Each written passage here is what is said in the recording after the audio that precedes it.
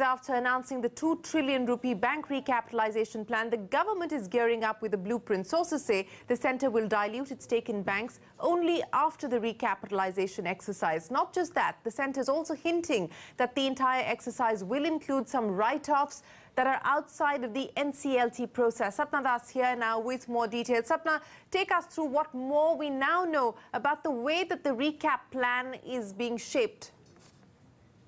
Senior government officials have clarified on a couple of issues regarding the recapitalization bonds.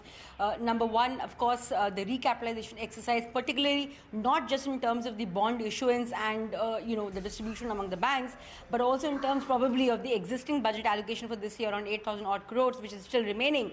That money will have to be given first to the banks, and this may be followed, by dilution of the government equity in these banks. That is one.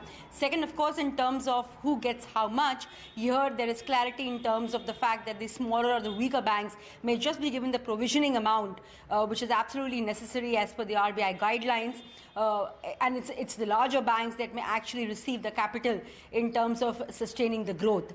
The third, of course, is that the recap bonds may be non-SLR in status, and of course the coupon will have to be market linked. And last but not the least, the banks themselves may have to take up some further cleaning up of bad loans apart from the NCLT process. So, these are 3 to 4 important clarificatory indications coming from the government officials. But of course, as we all know, the exact nature of the bonds and the timing and the amount that has yet to be decided, and we are all expecting for a clarification on that front.